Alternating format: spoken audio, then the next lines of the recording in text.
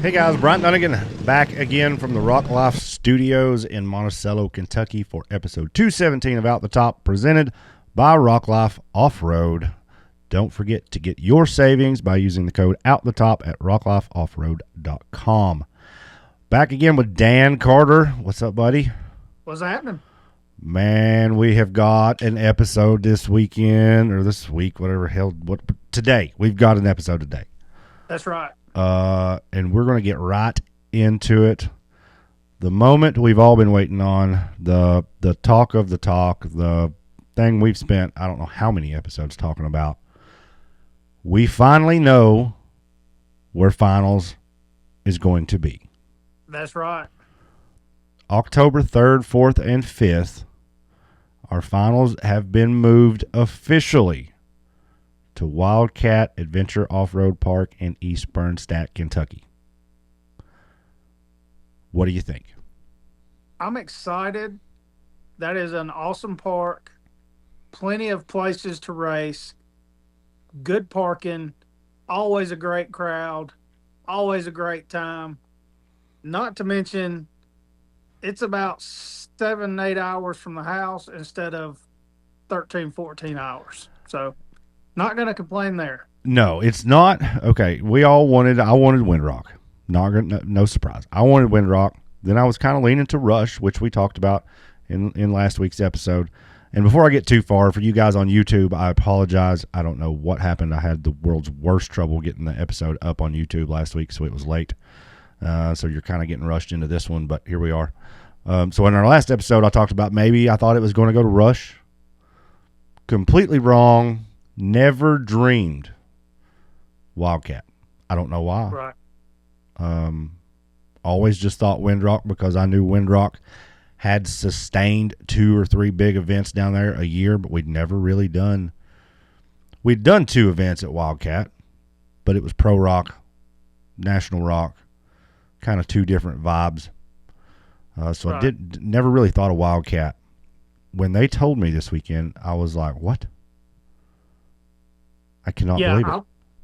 I was kind of wondering if they'd got the parks confused like you and I get the parks confused. I asked them. I was like, where? Right. That's an hour from my house.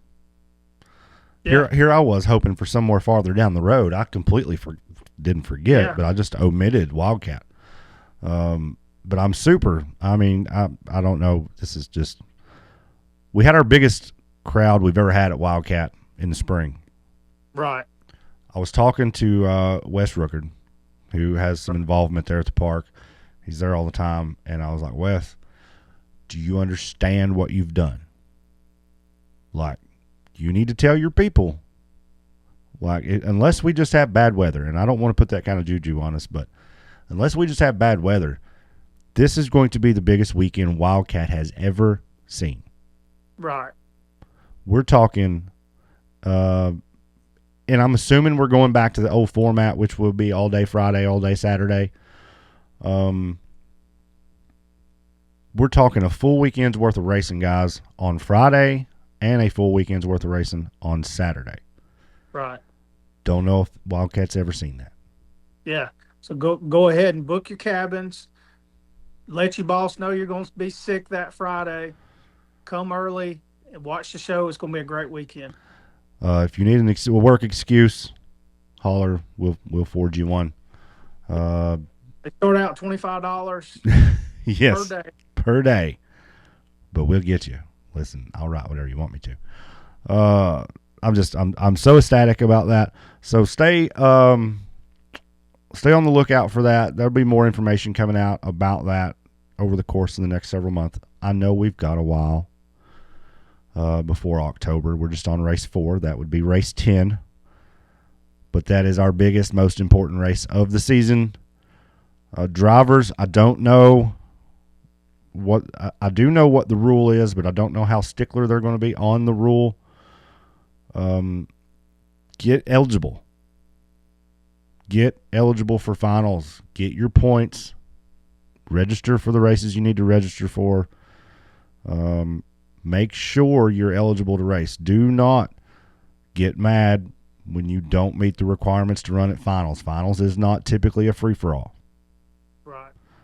this is your warning. You've got plenty of time to get the points required to be eligible for finals. I can't understate how excited I am not to have to go back to Mid-America. That's something we'll talk about in a few weeks. There's probably going to be news coming out about that place over the course of the next few months. As that comes out, we'll talk about that a little bit more probably. Not going to assume anything until we know the official word about the ongoings out there. I'm glad I don't have to go back. All right. Moving on. Rumor is I'm almost got my Windrock wish. There's a talk of a non-points paying event 2 to 3 weeks after finals at Windrock. We've never done that. From what I understand, if it does indeed happen, it is going to be a big bouncer only event. But we're talking big money. Hopefully. We're talking an all-star kind of event. Hopefully. Right. I feel like we're manifesting things, Daniel. That's right. I feel like the powers that be do listen and take I don't know what the word is. They're taking notes. They're taking notes. They're writing down what people are saying. And I'm only saying what I'm hearing. Yeah. But the universe is also saying, I see you, boo. Hey, I'll take what I get. That's right. But I'm excited. This fall is going to be epic. It's going to be the biggest fall run. We've got some new parks coming up this fall with Pretty Place. Right. Indian Mountain's not new, but it's new for a points-paying event for us. Right. And then we've got our finals blowout event at Wildcat Offroad. Oh, I'm so ready. I think it's going to be a good rest of the season. I can't understate how excited I am. All right. You've heard my rant about that.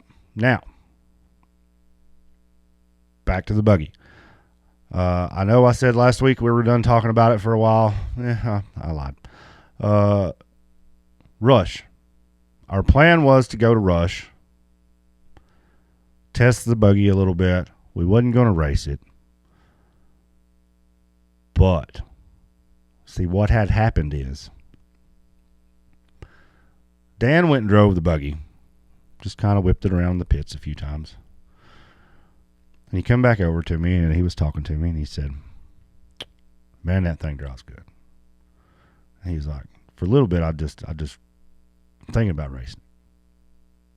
I might race it. Well, I'm tossing around the idea of racing. Well, I caught Dan up on the hill looking at the courses for the stock class. And I went over to Clyde. I said, hey, Clyde, put Dan in the damn race. So Dan's up on the hill, and I'm hollering at him, hey, Dan, you're racing. So not only did we get to run the new buggy, I say you had to go first. Right, yeah. I appreciate. So thanks for you, and thanks for Timmy for throwing me to the wolves. Well, we do what we can. So what did you got to drive it, you got to race it. What'd you think? Man, I tell you, so just okay, we'll go back a month or so ago. We got the car back. We came to your place before we went to Wildcat, and we tested the car a little bit at your place. Took it to Wildcat. You drove it a little bit more than I did at Wildcat, just kind of filling it out because we were worried about the suspension on the car. So everything felt good. We were still going to kind of work out the suspension issues, but pretty much after we left Wildcat, you guys took the car back with you, tore the car down, went to powder, reassembled. So it was brand new, fresh out of the gate.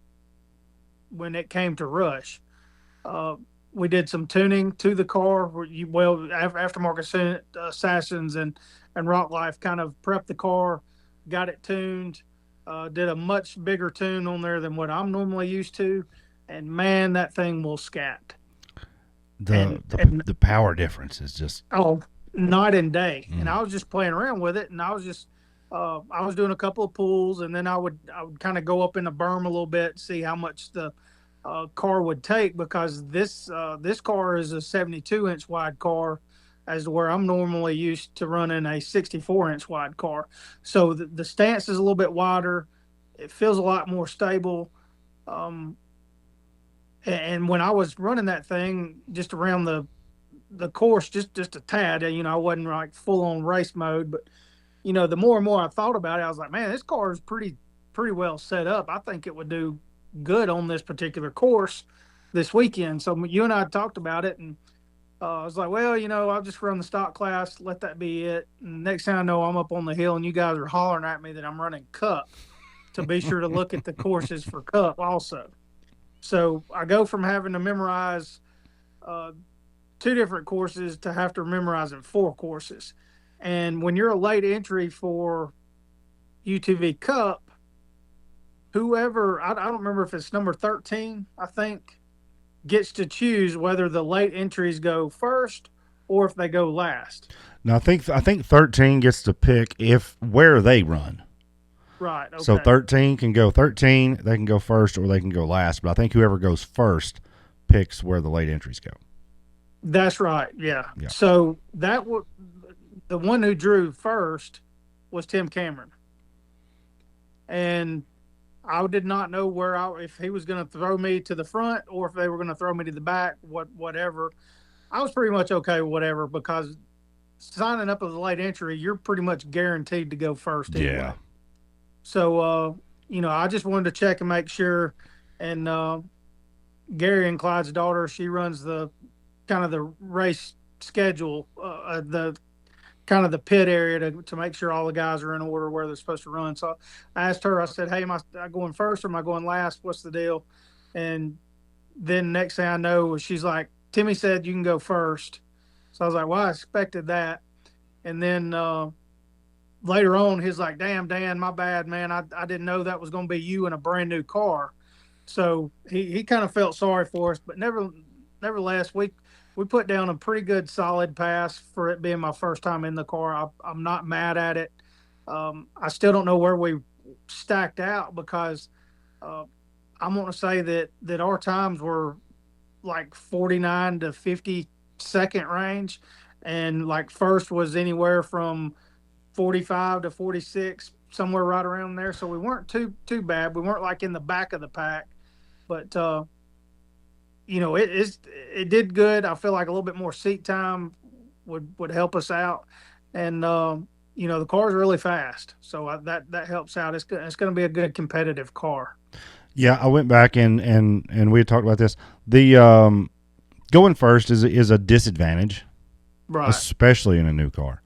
But honestly, I don't know if going first or second or third or last, driving a brand new car with literally zero seat time, I don't know if it matters where you go. I always was a little bit more at ease getting to watch somebody else run first.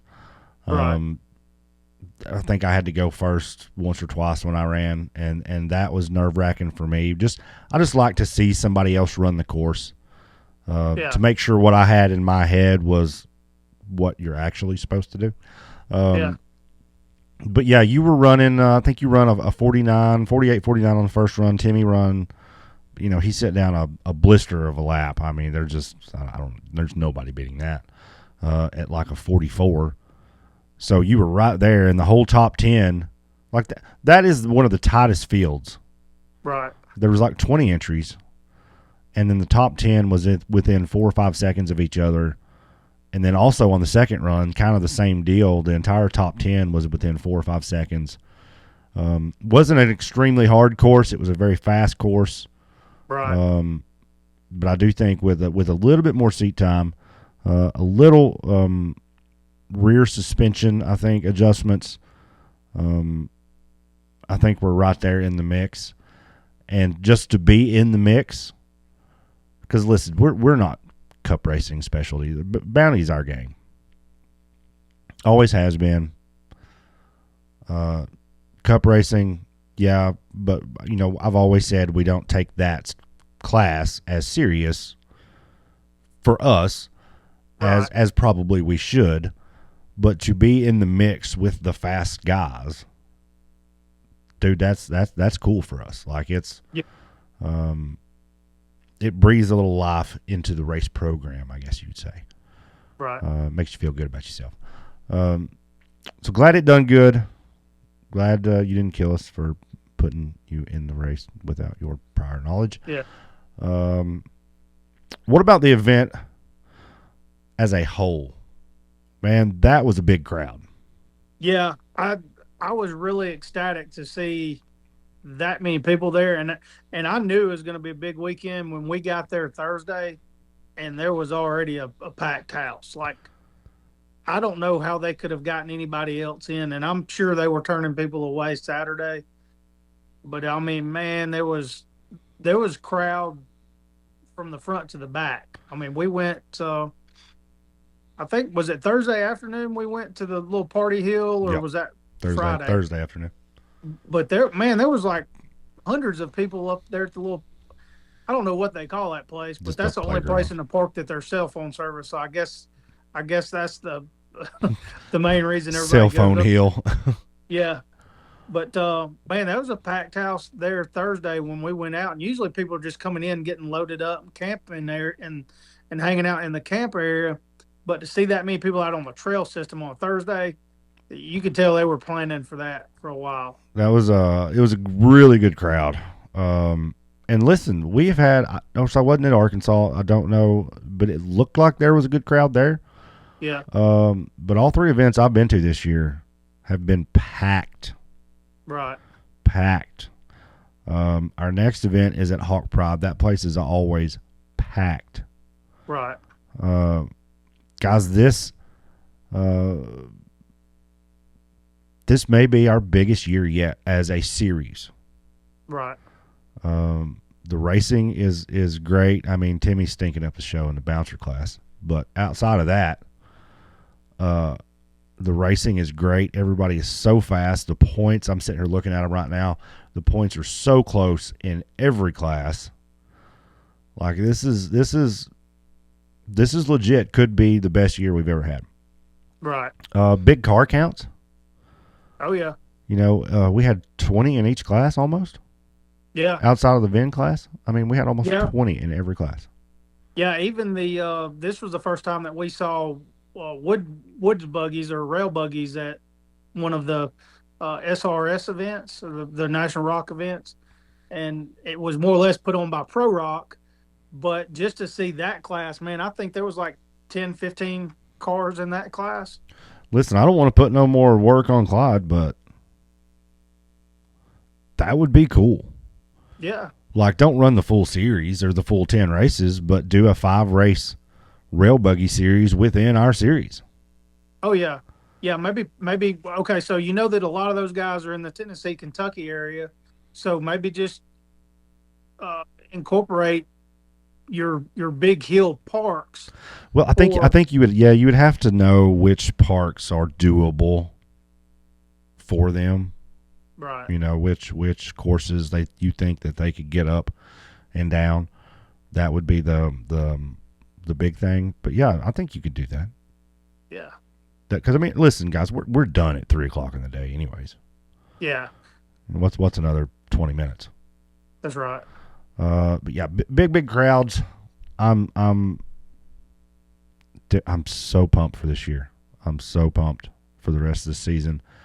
We're going to try and hit as many races as we can throughout the rest of the year. I will be at Hawk Pride. I'll be at West Virginia. Can't remember what's after that, but I'm going to try and be at all the rest of them. If I'm not working as a vendor in the vendor area, I'll be there filming and just chatting people up and seeing what's going on. Guys, I don't know why. I'm in it this year. And I think it's because I'm actually getting, and we've talked about this on here, I think it's because I'm getting to be around it more. I've been there since 2016. I've been at a gazillion of these things, but I'm more in it now, I guess, and I get to see it and feel it more and watch it more. And, of course, doing this, just getting the podcast, and it's just getting more involved in the sport. Right. Just makes me love it all that much more. Yeah, because, I mean, we're all running into, people that listen to the podcast, and we can't thank you guys enough. And every week. Every time we hear feedback from you guys, I just love it. Any kind of constructive criticism, we're all about. And, just hearing that the fans love the show lights another fire, Yeah, I love it. Every event we've gone to in the last 4 or 5 events of the year, last year especially, and then all the events this year, every time we go to one, somebody comes up and is talking something about the show, and that is so freaking cool. It's almost as cool as, and we've talked about this on here, like the first time I was at an event years ago, the first time I was at an event as a spectator, and I seen somebody wearing a Rock Life Off-Road hat. Right. Or the first time I was at a random ass Walmart somewhere and somebody come in wearing a Rock Life shirt. Like those little things like that, you don't think much about them, but that's cool. Oh, for sure. Especially for an upcoming startup business. That's cool. And then hearing you guys talk about the podcast, the one we had a couple weeks ago had big numbers. That's the biggest episode we've ever had. And it's just so cool to get the feedback from you guys. So please keep it coming. We've got something, while we're talking about that, I'll go ahead and tell this. Yeah, I'd like to spill the tea on this one. It's interesting. So I hope you're thinking what I'm thinking. We talked last week, we were going to have Matt Holt on for an episode. We did get that recorded at Rush. So what we're going to do with that is I'm going to put that out next week. So we will have a show next week. That's coming out next week. But what we're going to do with that is going to be called, that is going to be the first in a 5-part series. We're going to call that The Business of Rock Bouncing. Matt comes on and we talk about sponsorship and all those things that people need to do, people want to do to try and make racing viable. Right. And then we've also got Mr. Bynum himself on the books. He's going to be coming by a little later, not today, but a little later in the season at some point, and we're going to talk about the business of what it takes to be putting on these events. Right. So if there's questions or things that you guys might want to ask him, be getting those into us, because I don't know exactly. I don't have a hard date on when that's going to happen, but it's coming. He's already agreed to it. So be sending me and Dan some things you want to know. Now, listen, we're not going to get into the rules. Right. I don't want to get into what about the flag rule, or what about this, or what about that? We're talking about the business of the sport and what it takes him, how he makes it operate. Right. And, just to kind of give feedback on that, is like everybody thinks that everything's profitable when it comes to running a series. I was shocked to know how much actually goes into the production. Like that's a whole different side of things. So I can't wait to get into depth with Clyde on that aspect of things. Yeah, I'm excited to learn a little bit more about what he does, how he does it, how they operate. That production trailer alone, and I know that's not technically, guys, that's not the National Rock Racing Association. That's Rock Racing TV or whatever. It's still Clyde, and one doesn't happen without the other. So that's right. Yeah. It all goes hand in hand. And then there's some other stuff we're going to talk about. He's trying to do another. He tried to get a TV show off the ground several years ago. There's talks about that happening again. We'll talk to him about that. But first, we'll get through the episode with Matt. Which, listen, I was a little nervous Right. about that. We told Matt, we're like, hey, man, we want to have you on the show. And this dude is so professional about things and so like wanting to get it right. He sends us a daggone booklet of what he wants to talk about, and I was so nervous about it. I was like, we're going to screw this up. There's no way I can do this. And then after we done it, I was like, dude, this is actually really cool. Right. Yeah. I Like, mean, that just goes to show you like how much knowledge he has when it comes to, um, not only representing yourself in this sport and getting sponsors. I mean, he's knowledgeable about everything and knows a ton of people, and it's hard to put all that in one episode. it is. It's hard to get it all into one episode, but the way it presented itself, it just got my wheels spinning, and I was like, this is how we're going to do this. So that's going to be part one of. I'm hoping it to be a 5-part series. We've got Matt with our sponsorship episode. Clyde's going to come on and talk about the series. And guys, this is something else I need our listeners to think about going into the future. I want to get at least one UTV driver, one big bouncer driver, and then we're going to reach out to a few of maybe like the series sponsors or somebody like that, and try and get all of those on at some point throughout the rest of the season, and try and talk to them about what it takes for them to compete, get to the racetrack. What kind of sacrifices they have to make it work. And then Right. when we have like our, I want to try and have an outside sponsor come on and talk about, what they want to see, Right. how they pick, who they pick, and things like that. So we've got some cool stuff coming out, and that's all going to be leaking out throughout the year. Wheels never stop spinning in my head. There's always something going on. So it's your job, Daniel, to keep me on task. I can be a little ADHD. I can be a little bouncy. I need somebody to guide me. There's a helicopter about to lift off my building, I think. Talking about Clyde and what it takes to put on these events. One of the things we were talking about last week also was scoring and what it takes to, or not what it takes, but how cool it would be to have a scoreboard of Right. some sort, a leaderboard. Fans need to know who wins the race. And we all have this little group chat, and Clyde mentioned in there that he would love to have another staff member to be able to make timing and scoring at least live on the website. Right. That's not a at the track scoreboard for fans to see, but it's a step in that direction. That's right. So like my call to the people who are at the races, if we've got some people that are there every week that don't really have nothing going on, I'm sure there's enough people we can find to volunteer to fill that void.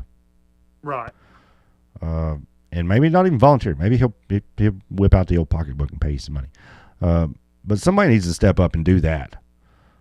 That way, at least you couldn't have done it at Rush because you wouldn't have had no service. But most parks you go to,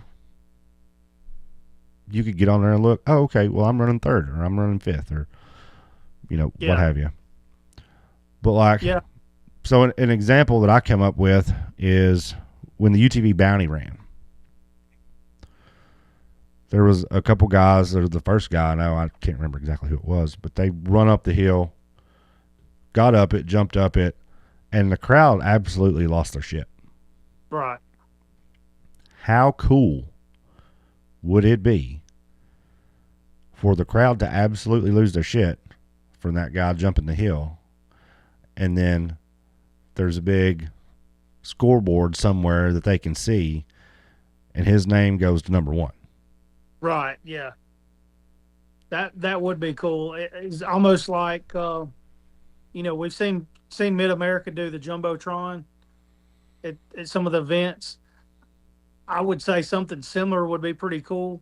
not necessarily a jumbotron, but if you set up like you could set up a pretty large TV there. I know that Clyde had done that at one of the finals in uh, Anything. maybe last year or the year before at Mid America. There was a television on the side of the production trailer up under the tent, and the drivers could go and see where they were at points wise during the event. So if you could incorporate something like that, just so that the fans could see where their favorite driver was placing, would be definitely a cool idea. Yeah, I think that we've got to come up with a solution for the fans. Right. I don't know what it is. I don't know how to do it because I know what I want, but I also understand that it's probably unrealistic to hire a big jumbotron for every event because I know that's expensive Right. and that's probably out of budget. But we need to come up with something, and I don't know what it is. Um, I talked. I remember going to an event at some point. Zach wasn't able to be there, so they didn't have an announcer, so they just played the live feed over the speakers. Right. You know, maybe they jump them on a couple times throughout the run and Yeah. give an update. Yeah. That would be a good thought too, because like in my opinion, the racers, we're going to fall, back. We don't have to know what our time was, but it would be nice. But my thing is, I'd rather the fans know what our times were and where we were stacked up, because you and I've talked about it in the past. They leave the event, they may not know who won, who came in last, who came in first, whatever. But I think at the end of each round, just say like UTV stock class goes, as soon as that last guy goes, uh, take a couple of seconds, figure out top 10, and then give the rundown of the top 10 for that class for that round, even on the first round. You could still do that, and then on the second round, figure all the times up to say, okay, well, so and so finished first, second, third. That's your podium. Here's the top five, top 10. Yeah, I do think it's important. I think we've got to get that. I don't know. We just have to find a way to get um, the fans to be more knowledgeable about who's where. It just helps building. It helps the drivers build their brands, and Right. we'll talk about that a little bit next week. You'll hear us say those words a few times, but that helps the drivers do that, and I don't know. It's so important to me. I just feel like because I've been there as a fan and not have a clue. Hell, I was there all weekend and didn't really have a clue Yeah. of And who. then now that we're home, it's, without looking at the NRRA page, I'm not even sure if that tells you. It just tells you your points, but it doesn't tell you what place you actually came in for the race. Yeah, it gives you your points, uh, but it doesn't. Uh, it gives you your finishing for the entire event. It gives you your points per run, and if you get down to the nitty gritty details, it will give you your times. Yeah. But you kind of have to understand the points to know. It's kind of complicated, uh, Right. but it is all there. You just have to know how to look at it. Um, but I just don't. Fans are not. Our fans are not going to do that. I don't think. I think that is purely for the drivers. Right. Um, I think the fans once they leave, that it's over. Right. They'll watch it on YouTube, maybe back or something, but typically when the fans leave, it's over for them. So they need to know before they pick them chairs up and start walking away. Um, let's get into our out the top and on the hook winners this week. So for the out the top, you got anybody on your mind? Somebody who overachieved maybe this weekend? Yeah. I know it was kind of odd seeing him in a different buggy, but I was actually glad to see Trent Radcliffe in Justin Will's buggy, able to finish 2 courses. Yes. I am upset for him that it wasn't running correctly Right. for whatever reason. But yeah, to get to finish for him is a huge deal. Our buddy Matt Holt, he gave it the old college try on Hill 1. Yeah. Just run out of time there at the end. Somebody else who I thought done really good, and we don't talk about him much on here, if ever. I don't know if we've ever said his name on here. Austin Tidwell got third place in the UTV Bounty. And after his day on Friday, I just didn't see that happening. Yeah. Yeah. He had a rough couple of runs on Friday. Yeah. Now, I'll tell you somebody else that I know busted tail to get there that I had no clue until I saw the Facebook post about Nick Wright. Yes. Man, I tell you, it takes a village sometimes to come to these events. I don't know if he's got that on his YouTube. I don't know if he had time to do that. Honestly. Yeah, and I don't blame him if he didn't. No, if it's not. Yeah, you guys need to go check out Nick Wright's Facebook. What a week. I'm not even there was something about 2 motors. We were talking about him and horsepower and stuff and new motors coming and all this. Well, it all went to shit for him this week. But somehow or another, he ended up at the races. So go check out that post. Go check out his YouTube. It may be on there. Cool story. Our out the top winners. So let's give it to Trent. Yeah. Let's give that to Trent. He deserved. It's been a long time since he's had a couple good runs, and those weren't even great runs, but they were good runs for what he's been dealing with. So right. Trent Radcliffe, old slicker and shit himself. He's our out the top winner this week. Our on the hook. I'll let you go first. Who have you got for that? Man, I tell you, there were so many great contenders for the on the hook. I got to give it up to Derek Schaefer in Bounty for just absolutely thrashing on that buggy, trying to get it up the hill. But man, I tell you, it's a tough choice this week. Derek had he gave it all he had. For me, of course, there was like I said, Austin Tidwell had a rough Friday. You can go to our TikTok page and see his little tumble down the hill. Yeah. He had a rough Friday. Jay Storts had to be pulled out, got hooked around a tree. He's had some rough luck this year and through the end of last year, actually. Right. But for me, it's our boy Braden. Yeah, man, I agree. God, that was tough. I don't know what he was doing when he come down that hill, because he come down the hill to so the stock class, you come down this little hill and then you make pretty much a left-hand turn, a 90-degree, over the jump and then out through the end. And he made that turn, and it's like he forgot he was racing. He just let plumb out the throttle, lawn darted that razor, tore the shock off of it, busted the radiator, pushed the bumper back, got the plastics. All that's bad enough.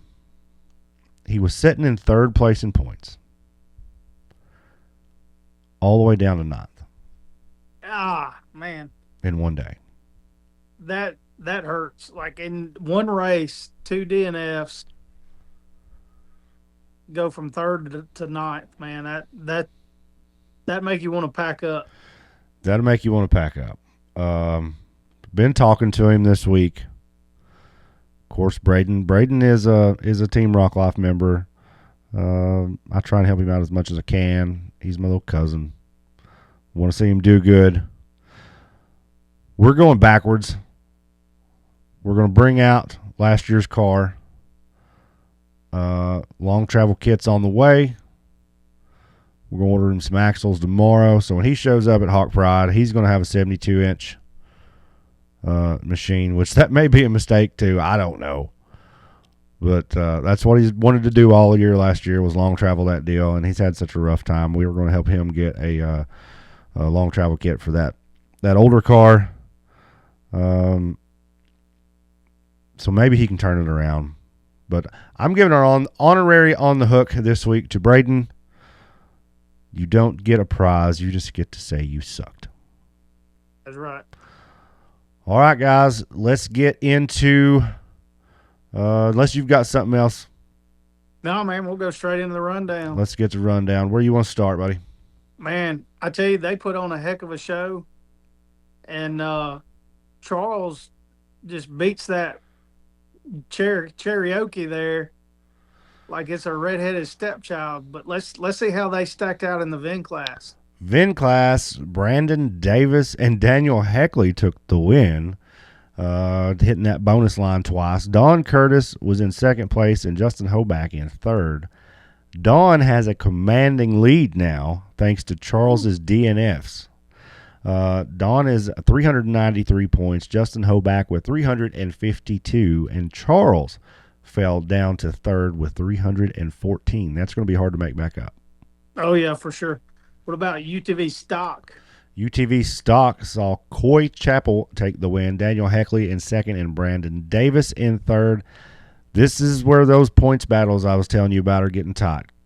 Cody Kaysen is your leader with 373 points. Brandon Davis in second with 372. And Dylan Dowler with 320. Our boy Braden did fall all the way to ninth. Man. What about UTV Bounty?